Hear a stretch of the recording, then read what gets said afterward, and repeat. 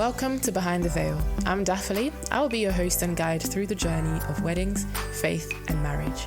Get ready to go behind the veil. When I think about wedding planning, one of the things that I think about is how much I cried. And that year that I was getting married, I feel like was one of the most emotionally charged years of my life. And mind you, I'm not even an emotional person like that, right? And I used to find myself kind of crying myself to sleep and just thinking like, what is going on? What is happening? You know, I could book the venues. I'm a very resourceful person. I'm a planner. You know, I know how to make things happen. But one thing that I wasn't prepared for, or I feel like even adequately prepared for, was dealing with people, right? I think there's this whole industry that has been created, which I'm a part of, the wedding industry, that has been created to help people plan weddings, bring the vision that they have of their wedding day to life, you know, find the correct vendors that will suit your day.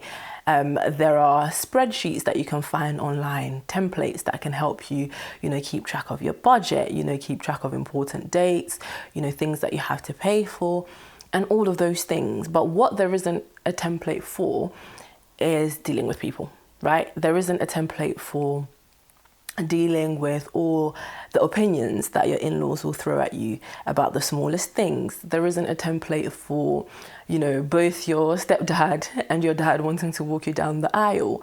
There isn't a template for managing relationships and all the emotions, all the expectations that come with planning a wedding or two people deciding to marry.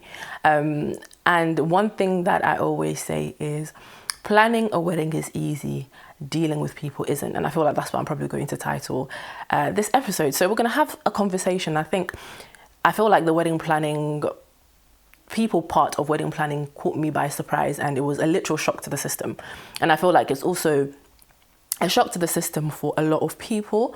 With my own experience planning my wedding, conversations that I have here on the show, on the pod, conversations that I have with people outside, people that share their stories and all of those things. One thing remains true, and it's that, dealing with people is very hard. I can find a vendor, I can go on Google and try and find, a caterer, I can go on Instagram, find a content creator like me.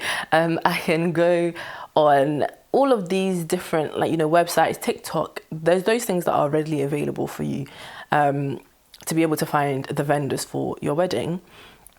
But one thing that really isn't spoken about is dealing with people, whether that be family, whether that be friends, all of those things. So I want us to have that conversation, because what I want to do is kind of prepare you, those that are engaged, getting ready to go through that engagement season and planning your wedding, just so that it's not as much a shock to your system as it was to me and some of the others that have gone ahead of you.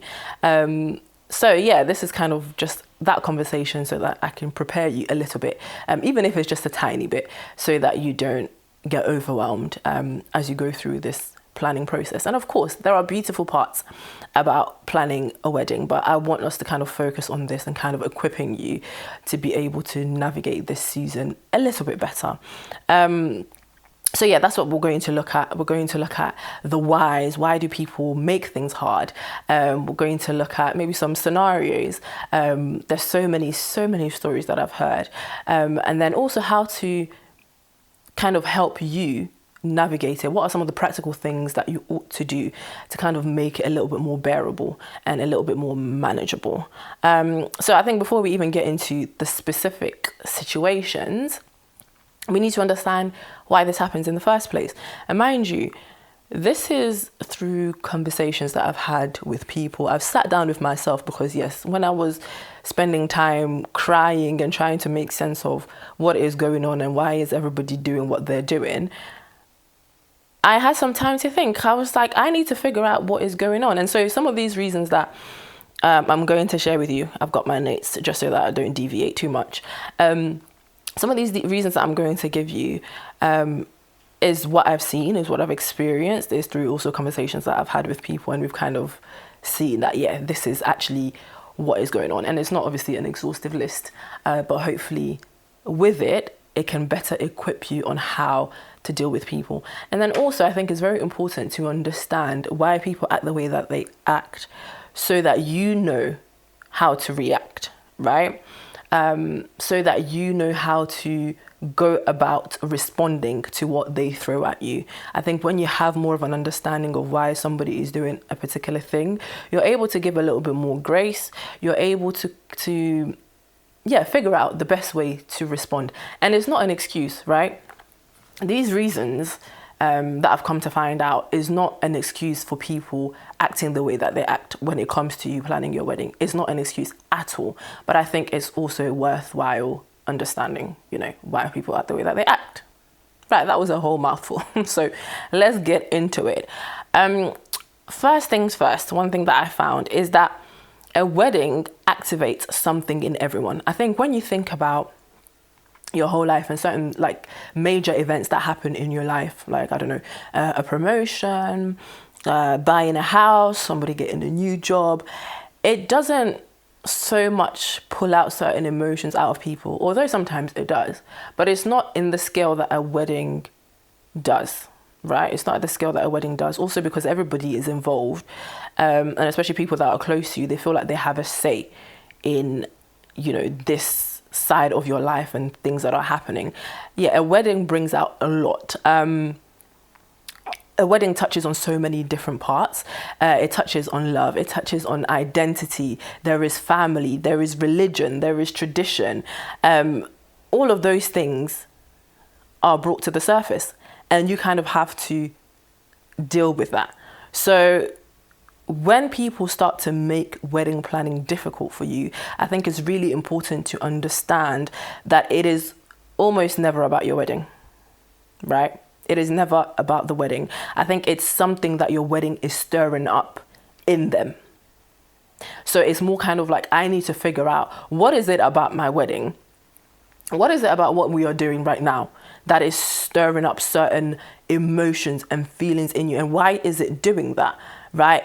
Those emotions can be, I don't know, maybe they didn't have the wedding that they wanted to have, so they want to vicariously live through you, and so they want to impose certain things that you should be doing. You should be doing in your own wedding. There is family wounds, there is grief that people may be dealing with, and it's your wedding that kind of brings those things up. And again, I'm talking about people that are closest to you. Their own expectations of what, love is supposed to look like, and all of those things. Your wedding presses that button for people, right? So important to remember that when people are making things difficult for you, it is never really about the wedding. I don't think so anyways. It's never really about the wedding. It is more so what it is stirring up in them. And I think once you get to the foundations of that, you'll be able to figure out, okay, how do I navigate this? What is it about my wedding that is making you feel this way? And is there something that I can help you with? And even in understanding that, it doesn't mean that you have to then bear, you and your spouse to be, you guys don't have to be the ones to bear those emotions or help them to navigate those emotions. And I think people need to be sometimes accountable for themselves, right? If this time of my life is stirring up certain emotions in you, those emotions are not for me to deal with whilst I'm trying to prepare myself to enter the covenant of marriage. That is not for me to deal with. If you see that me doing a particular thing, I think this goes with anything really. If you see me striving in a particular thing and doing well in a certain area, and it begins to stir up certain emotions in you, it's not for you to dump those emotions on me. It's for you to go and figure out how to deal with that, right? So yes, a wedding activates something in everyone. That's the first thing. People will project their own stories onto your day. When someone is unusually invested in your wedding, when they're pushing hard for something, you have to ask yourself, okay, what story are you trying to live through my own? What wound is it touching for this person?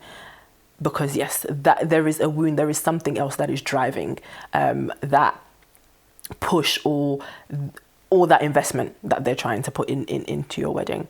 There's also the element of, because I think with weddings, especially when it comes to parents and families, I would say, there is also sometimes that financial contribution. There's the aspect of money, essentially, when it comes to weddings. There's that aspect of money that is introduced. And so for some people, when they contribute financially to your wedding, that's almost like them buying a voice in the decisions that you and your spouse to be are making, right? Me, I'm a heavily independent person. I have grown up to be so heavily independent. I can do things for myself and all of that. So for me, it was like, as I'm planning my wedding, I'm not planning it with the idea that somebody else is going to fund this wedding for me. I will do a wedding that I can afford, or me and my spouse will do a wedding that we can afford, right? And if people decide that they want to give us or gift us financially and all of those things, that is a plus. I think what ends up happening is that some people, they come into wedding planning thinking, yeah, mum and dad are going to sponsor, or family is going to sponsor, this wedding for us. And so that's kind of that. And you don't prepare yourself for what the implications of that could potentially be. Right? So it's important for you to question, okay, as you're giving us this financial gift, is there some expectations attached to it? Right? Because as I said, some people, they will gift you financially, looking at that as me giving you money to help towards your wedding is me also buying a seat at the table that you are making decisions. And that, honestly, it can't run. So plan your wedding, you and your spouse, put your money together, decide that this is how much we're going to spend for the wedding. If we're given extra, fantastic, perfect. Some families are able to help contribute, but obviously the economy, as we know it, isn't the greatest. But even if they do decide to gift you, I think it's worth having that conversation of, are there expectations attached to this money that you are giving, right? Is this that you are contributing out of the kindness of your heart? Or is it that, okay, because you've given us this money, you are inviting 100 extra people? Is it because you've given us this money that, you get to choose the venue for us, or whatever the conditions that are attached to the money is? I think it's worth knowing, because that could be a potential headache, an absolute headache. And you hear stories all the time of those things happening. Money is given, and then there's all these expectations that were probably never even discussed. So save yourself the stress. And ask questions, be grateful, of course. If somebody is gifting you money, of course, be grateful. But I think it's also worth just having that conversation, just to make sure that you don't find yourself in an uncomfortable space. Okay, I'm going to move on because I've said quite a lot about that one. And then for those of us who are people of faith, right, we know that weddings carry weight. It's a covenant before God. We know all those things. But I think sometimes, because of the faith that we have, people can use that against us, right? But I think it's how do I put this? Because it's a covenant and they're going to be there to witness and all of these things, that think, yeah, we're doing this before God. They feel like they also have a say in it, right? And the lines get blurred. Yes, you need people to be present. You need witnesses to be able to see, and you want people to be there to celebrate you. You want people to be there for you. But I think sometimes that element of faith that gets added is, or understanding that this is a covenant before God, and so it's serious and we need to do it this particular way. And you know that there'll be people who are like, oh, if you don't do this, your marriage is void. If you don't do this, your marriage, and they start to use faith almost as a way to kind of control and share their opinions. And if you don't, God will, which isn't fair.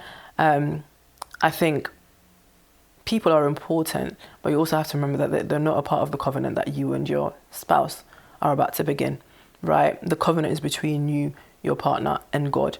and everyone else there is there to kind of witness it, and not really, they're there to witness it, but not be directors of it. In all of that is, people are important. They matter.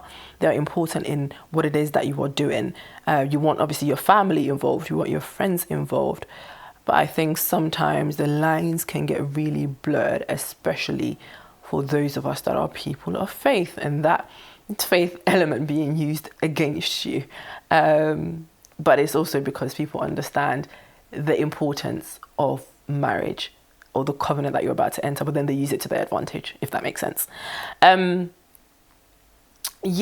So all of those things, I think those are just a couple of like the reasons that I can mention, but I want us to kind of look at some of the biggest battlefields. And for me personally, it was definitely the whole like family element. I think there's so much, the dynamics of family, all the different personalities, all the different desires, all the different wants.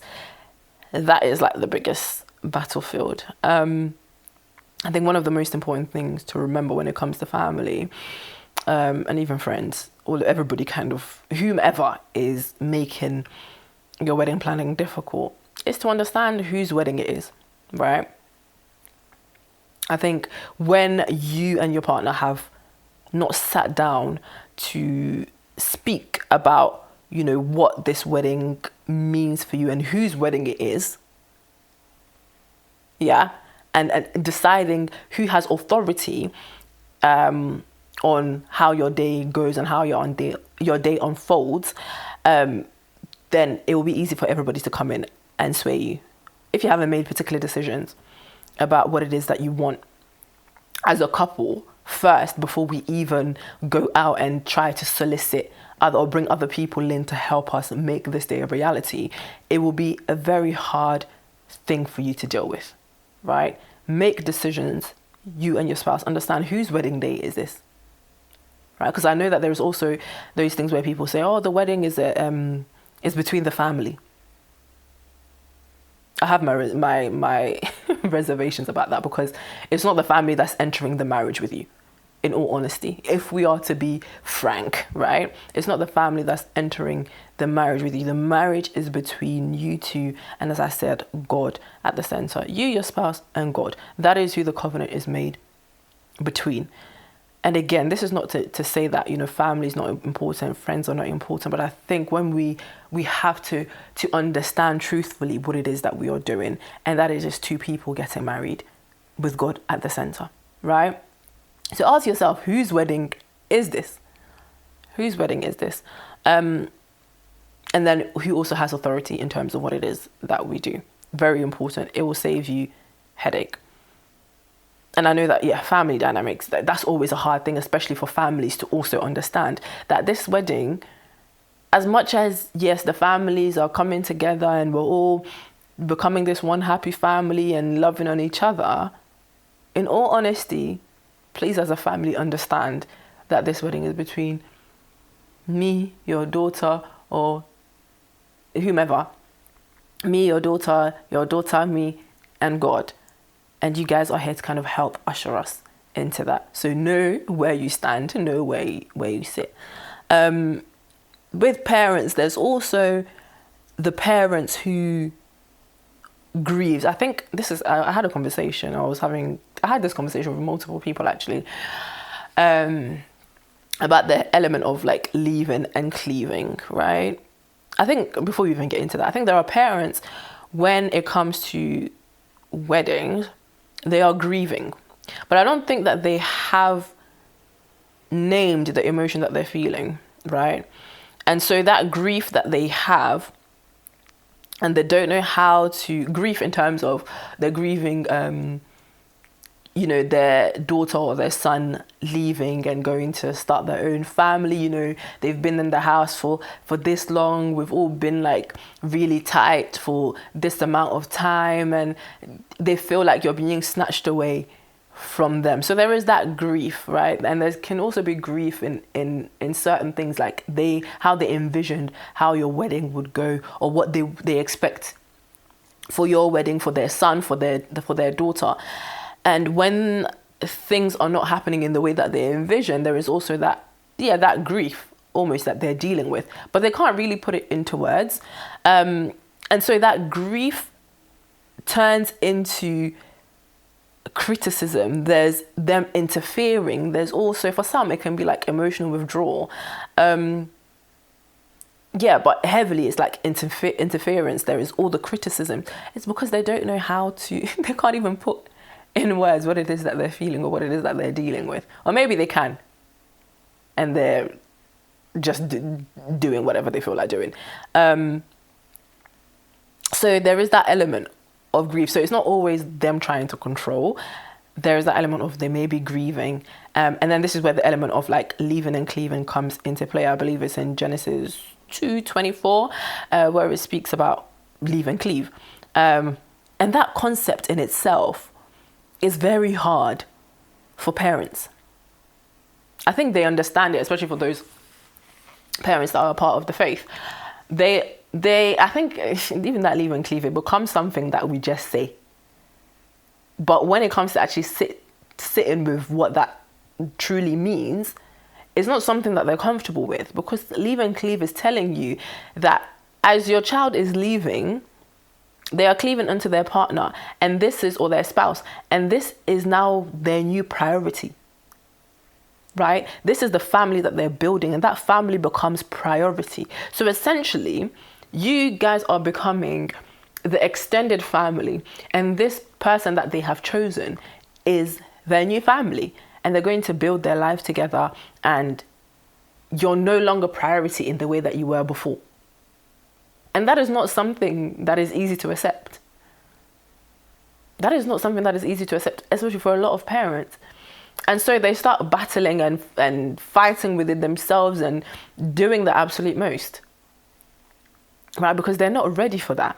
They're not ready for their precious daughter to leave them. They're not ready for their precious son to leave them.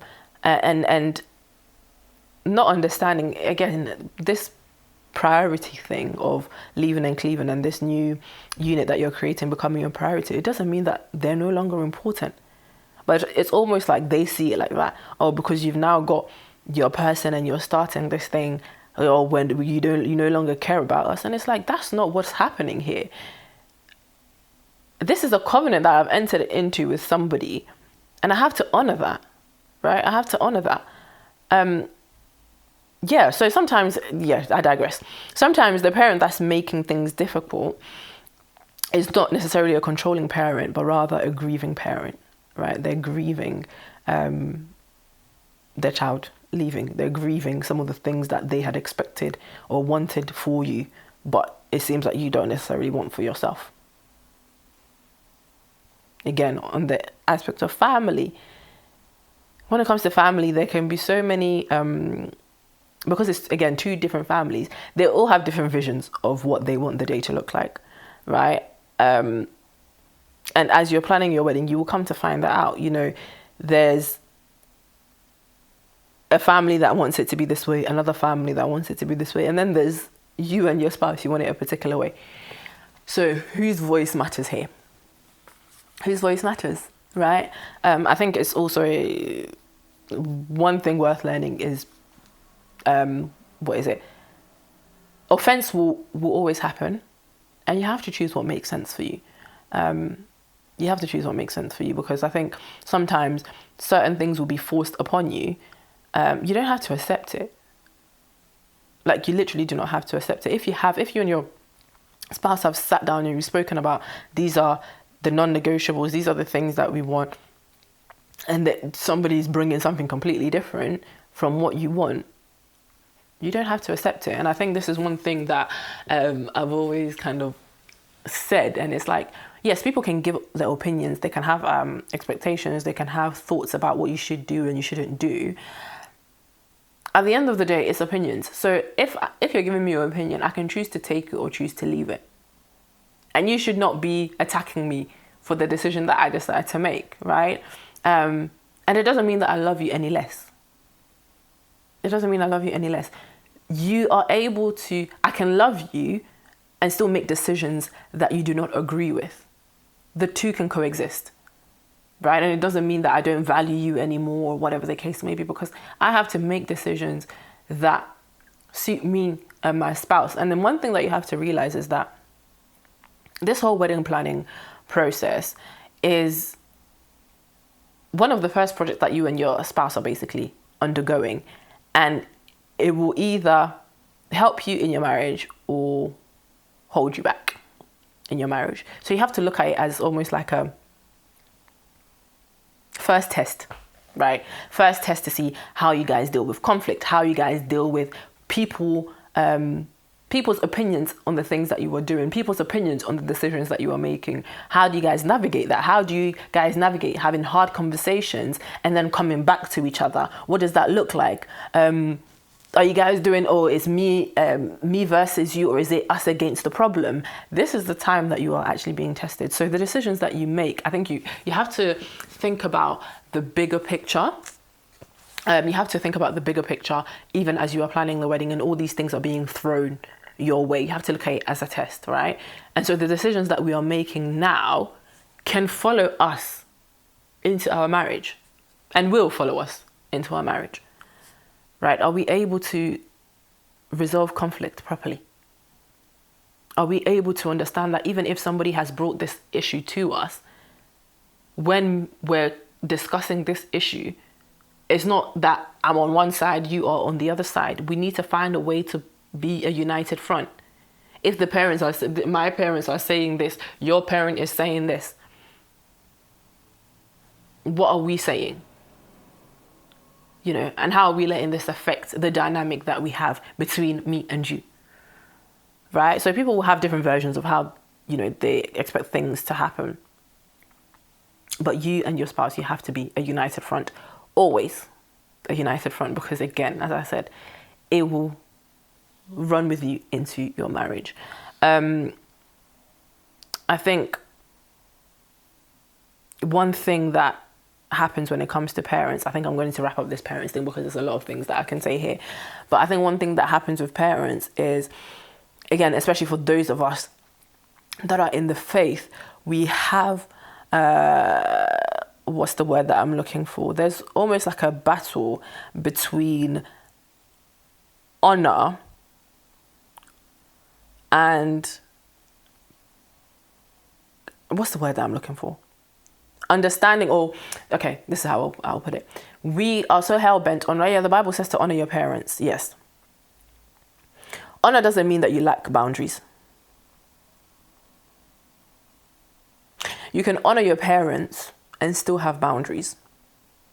All right? You can respect them without giving up your responsibility as a couple. I think that's very important to know. Because some people are like, yeah, but you have to honor. And then sometimes even parents, they will use that, the Bible says you need to honor your parents and all of this and all of this. And you have to understand that honor does not mean that I have to give up control. Honor does not mean that I can't have boundaries. It's not me giving into every request that you have or every expectation that you have. That's just not feasible, right? And it's deeper. Yes, we are called to honor our parents. Yes, respect your parents. Be grateful for the things that they have done. But have boundaries still. Even with your parents, you need boundaries. With anyone, really, you need boundaries. Okay, so yes, you can honor, but do not give up your responsibility. Again, it will go back to that thing where I'm talking about leaving and cleaving, right? That is very important here, because even in your engagement season, the time that you are planning your wedding, this is where that journey starts of leaving and cleaving. It's you and your partner. It's going to be you and your partner in the marriage. And you guys will be making loads of decisions together. As you are married, you have years and years and years until death do you part of making decisions that is supposed to suit your family and what the dynamic that you've got going, right? So you can't be outsourcing those decisions. And it starts with wedding planning. And I know it sounds like, this is too deep. It's just planning a wedding or whatever. But no, I feel like it's deeper. It is much deeper. The things that happen as you are on your way to marriage all adds up. It will either follow you it will follow you. It will follow you into your marriage. So you have to be very careful, even in this thing of like, yeah, but I'm trying to honor my parents. Yes, you can honor them, but also still have boundaries. That's the message here. Honor them and still have boundaries. Honor them, but don't give up your responsibility as a couple. Because in your marriage, it won't be the parents that will be coming in to be making decisions for you. So you need to be able to stand on your own 2 feet as a couple, right? And it's not only just family that these things show up in. Friendships as well. So let's talk about friendships. When it comes to choosing your bridal party, there's this thing that I think everybody has come to believe. And I feel like there's some truth to it somewhere. There's some truth to it. But I think working within the wedding industry, I have another point of view. People, when it comes to like the bridal party, people think that, you know, if they're a part of your bridal party, it speaks to, what's the word that I'm looking for? To the closeness of the relationship that you have, right? You know, them being a part of your bridal party shows how close you are. It's almost like a statement to, you know, we're close, we're besties, we're, you know, that's my nearest and dearest. And I feel like to an extent that is the case. And so when people are not included, that can feel like a knife straight to the heart, because there are people who may think that they probably have a better relationship with you than you think. Some people may think that they're your best friends when you have other ideas of whatever your relationship is and all of that. And so that statement of when they're not a part of your bridal party, it hurts, because they think like, I thought we were boys. I thought we were cool. And then to find out that they're not a part of your bridal party is that, you know, it's literally a knife to the chest. But I think having a conversation is really important. And I think this is like a dilemma that you see quite often in terms of, oh, I've known them for 20 years or went to school together, all of these things, and I thought that I was going to be a part of your bridal party and you've not made me a part of your bridal party and all of this and all of that. I think if you're planning on making somebody not a part of your bridal party, but you know that they will have that expectation, it's worthwhile having a conversation with them. It'll be a hard conversation, albeit a hard conversation, but I think it's worth letting people know. But also as a vendor, me speaking from a vendor's perspective, I've done so many weddings where you can see that the people that have been a part of the bridal party, they do not have a helpful bone in their body, right? They're there to look cute. They're there to take the pictures, to say that, yeah, I was a part of this. And I will speak on the bridesmaids part. They're not being the maid for the bride. They're not being a maid for the bride. So it's important that as you are also choosing the people that are going to be part of your bridal party, to look at the strengths and the weaknesses that your friends have, and maybe choose people that would literally be your maid. That's all. Because some of the things that we see as vendors as it pertains to the bridal party, it's quite worrying. On the front of friends as well, there are people, obviously people have different things going on in their lives, right? When you're getting married, people are at different life stages. There are people who may be doing their masters. There are people who may have probably gone through a breakup. There are people who, there's different seasons that people are going through in their life, right? And sometimes they cannot show up for you in the way that you want them to show up for you, although they might want to. But again, all these things goes back to communication. It goes back to communications and understanding, giving grace or extending grace to your friends in the same way that you want them to extend grace to you. Sometimes people being disengaged, your friends being disengaged about your wedding or throughout your wedding, is because they're trying to hold themselves up privately somewhere else. There are things that's happening in their lives, and we need to be able to give grace to each other. One thing about my friends, they held it down for me. They held it down for me. Remember when I was saying that I cried like nobody's business during my wedding planning. Sometimes they didn't know that I was really crying, but I was really going through it. But for the times that they knew the things that I was going through, they held it down. They will be on the phone with me for hours on end, even if I don't have anything to say. You know, sometimes I'll just be ranting, going, and they're there to listen. You know, it was, as for my friends, they did what they needed to do, and I loved them down. They were amazing.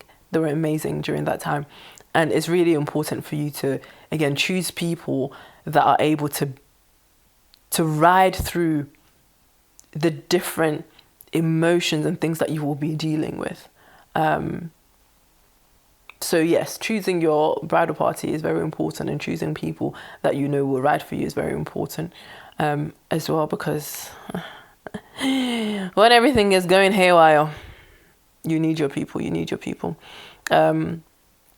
I think, yeah, grace needs to be extended, I guess, to everyone, even family and people. And I'm hoping that some of these reasons that I'm sharing will allow you to see that, okay, you know, maybe I'm being a bit too harsh or whatever the case may be. But also for those that are making life hard for people, communicate. I think the couple that are trying to build themselves up, start a new life, get married and all of those things, they don't need extra baggage.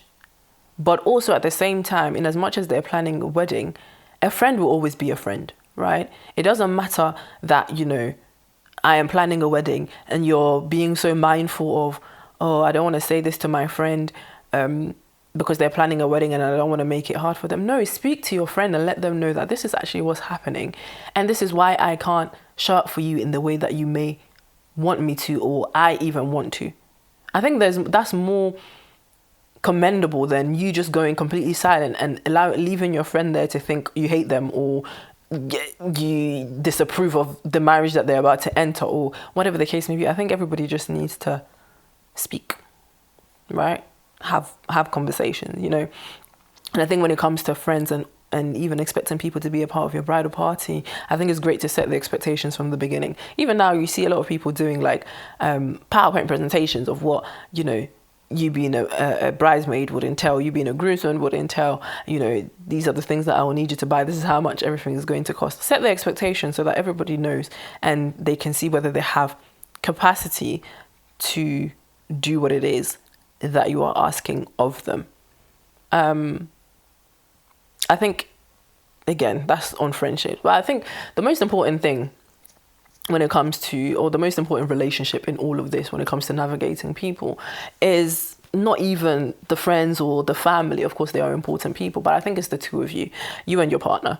When there is so much external pressure, one thing you will begin to find is that if you're not careful, you would allow it to split you and your partner, right? The pressure that's coming from the outside can fracture what is happening on the inside, right? It can fracture the relationship that you and your spouse have, right? Because you're so caught up trying to manage everybody's expectations, everybody's emotions, and you actually forget to manage the relationship that matters in all of this. Because it's, at the end of the day, it's me and you that's getting married. It's me and you that's going to go into our new home. It's me and you that are going to build.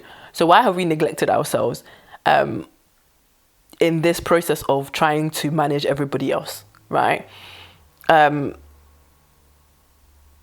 you have to understand that it's you and your spouse against whatever is going on, and not you guys against each other. You will have to set boundaries. Sometimes you will see that in relationships that there is one that is a people pleaser and there is one person that is more stern and able to set more boundaries. You guys will have to balance each other out. But one thing that I would also say when it comes to planning your wedding, as you are when it comes to dealing with family, you deal with your family, I'll deal with mine. One thing you don't want to do is put your spouse in such an uncomfortable space to be dealing with a dynamic that's not theirs, right? Because the way that your mom or dad will respond to something that you say will be different to how they'll respond to what your spouse says or how they say something. So it's always important to kind of set those rules. Like if my family is, you know, doing too much, you deal with your family, I deal with my family. But I feel like there are certain instances anyways, through conversations that I've had and all of that, where sometimes you may need to step in for your spouse. It's not ideal. That's fine. That's almost like the final, the final or the last resort, should I say, where you might have to step in for your spouse because it's becoming too much. It's becoming too much. But yeah, the rule of thumb, you deal with your family, I'll deal with my family, and we'll figure this thing out. But we always are a united front, even in all of this. Me and you, we are united in the things that we are doing. So don't forget why you're doing this, you know. Don't forget, you always remember that it's me and you, we are getting married, all of these things. One thing that you see is also a lot of couples, they get to a point, and you see this on TikTok all the time, they get to a point where they're like, I just wish we could elope. I just wish we could elope. Because it gets too much. It gets too much. Yeah, managing people's feelings. You're so consumed by the event and all of that. And then you forget what it is that you are doing and why you're doing it. So it's really important to also carve out time, even in the midst of people throwing different things at you, to sit down with your partner and be like, this is us time. Time for us to not discuss anything to do with the wedding. Time for us not to try and manage, oh, auntie said this in the chat, or this person was saying this about the seating chart. No, it's time for you guys to sit down, enjoy, date each other even in the engagement season. Do things that has nothing to do with the wedding planning or managing other people. Again, like I said at the beginning, the wedding season is your first test, almost test of the marriage, right? Or the wedding planning season, should I say, is your first test of the marriage. You know, how you navigate conflict, how you're making decisions under pressure, how you're handling other people's demands, how then you come back to each other after hard conversations. All of that is practice for the marriage, you know. And you see sometimes that it's either that you will get to the altar as a couple and you are more bonded, or you will get to the altar as a couple and you are disheveled, frayed. I don't know what the term is. Like, you're so over even each other. That's not what you want. You want to get to the altar and be more bonded than ever and know that, yes, we are doing this together. We're about to start our life together with God at the center. So the question then becomes like, what do I actually do with all of this? What do I do with all of this, right? This is kind of like the practical. I feel like I've been dropping some of the practical things that you ought to be doing when you are dealing with particular situations, different decisions, all of those things. But I think to kind of bring it all together, first things first, let go of the expectation that everyone will be happy, right? I think that's kind of a hard thing to hear, because you're expecting that as I'm getting married, why wouldn't people be happy for me? Why wouldn't they be happy? Why would they be trying to make things difficult for me? Not everybody's going to be happy, and that's okay. Like, the sooner you come to terms with that, the easier it will be for you to be able to move forward. You're not responsible for managing every feeling that every person has about every decision that you make. That's just not, it's just not feasible. It's not something I would advise, right? You are responsible for making your own wise decisions with your partner. And what other people do with those decisions, it's on them. It's on them. You can't manage how people will react to the decisions that you've made. Like I said before, I can love you and still make decisions that you don't agree with, right? Or decisions that you don't like. Those two things are able to coexist, right? And that doesn't mean that you're any less important in my life. But we have to make decisions that make sense for us, right? You also have to decide what decisions or what things you would fight for, what things you would be flexible on, and then what things you will kind of let go and release to other people. What I mean by that is, before anything becomes a battle, like I said, sit down with your spouse, discuss the things that you want? What are your non-negotiables? What are the things that you don't want to compromise on? What are some of the things that you're willing to be flexible on?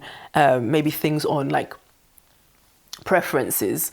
Is it the end of the day if we have this cutlery or the other cutlery? I don't know. Some of those things are very menial and they don't really require too much. You can be flexible on those things. And then what are some of the things that generally doesn't matter for you, and you can kind of give it to somebody else to make those decisions. Because one thing that you'll come to find out also when it comes to wedding planning, you can get decision fatigue. If you're constantly having to make decisions, you will get decision fatigue. So it's worth having people that you can be like, I'll leave that decision to you guys and you make it work with whatever vision we've got going. So yes, people making things difficult, you have to decide what battles you want to fight.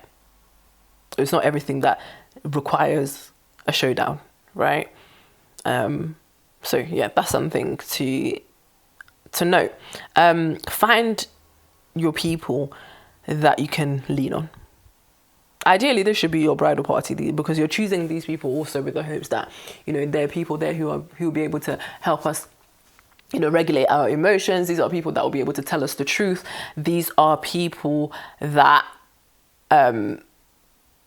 will be able to tell us if we're being irrational or whatever the case may be, right? You need to have those people around you.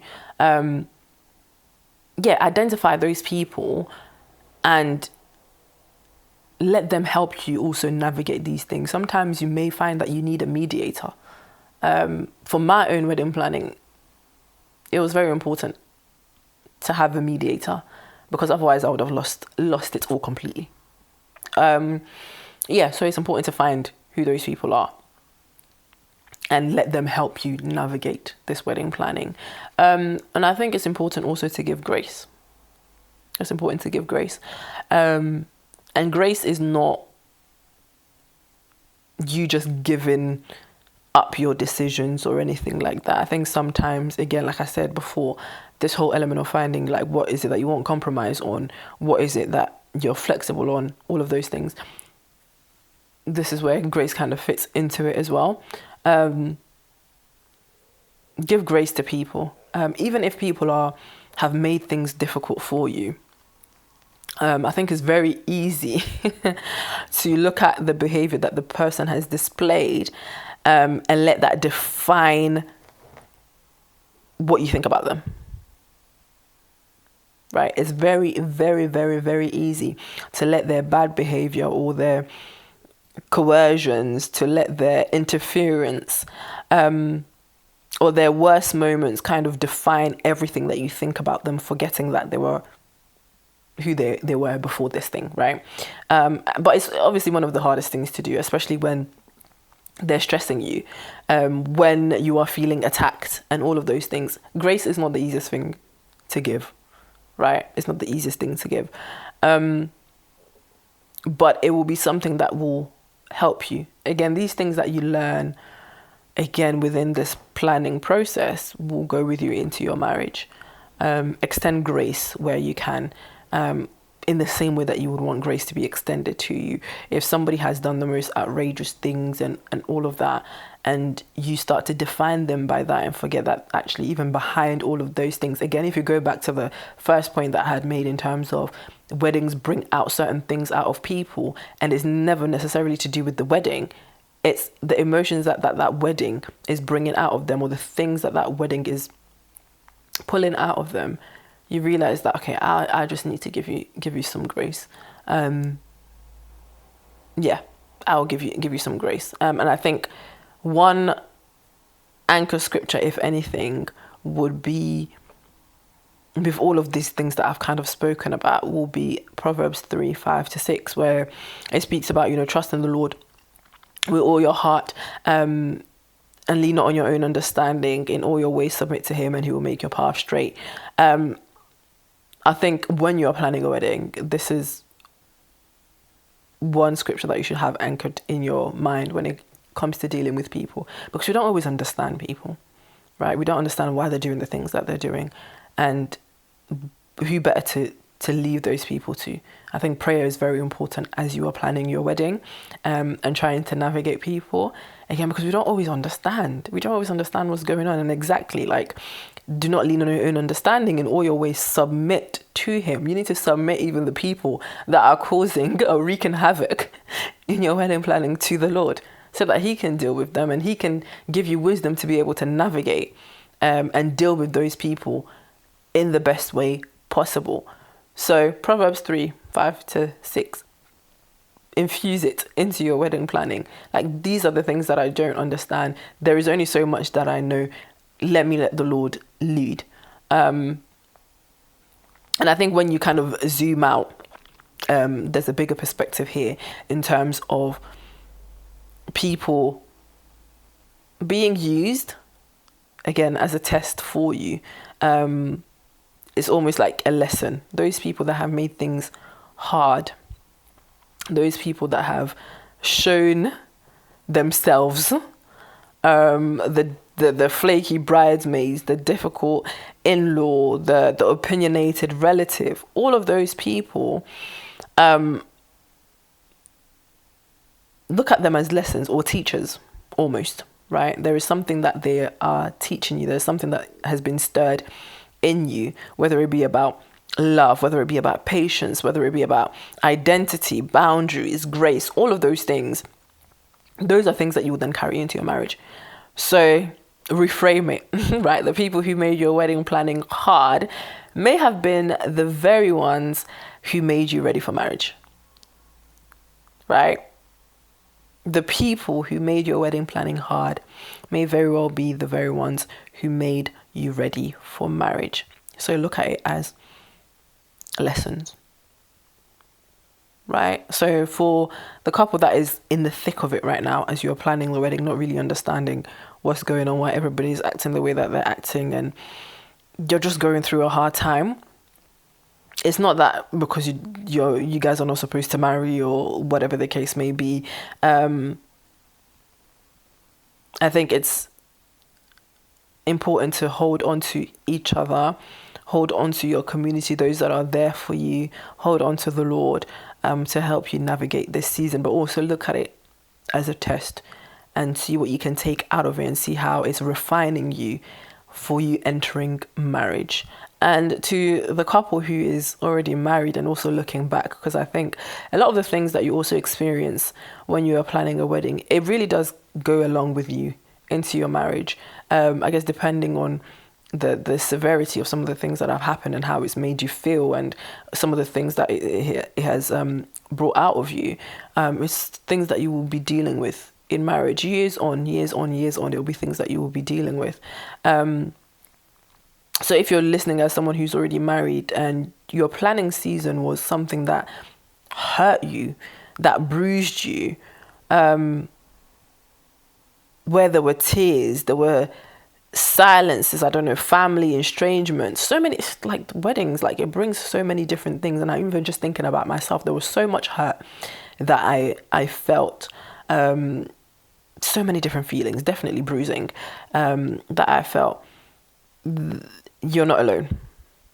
You're not alone. And I think those that are even planning, you're not alone, because I guarantee you, if you speak to anyone that is planning a wedding, that has planned a wedding, and if they're at a point where they feel like they can speak and let you know actually what happened, you would hear stories. You will hear stories. So you're not alone in all of this. You know, you will get through it. It may feel like this is taking you out, but you will get through it. And I hope that this has brought some form of, I guess, encouragement, some hope. Here I am, even going through what I went through. Maybe one day I would go deeper in depth into like what that looked like, what my actual wedding planning looked like, and what were some of the hard things that I dealt with. But yeah, I hope that there is hope, that you can get some hope.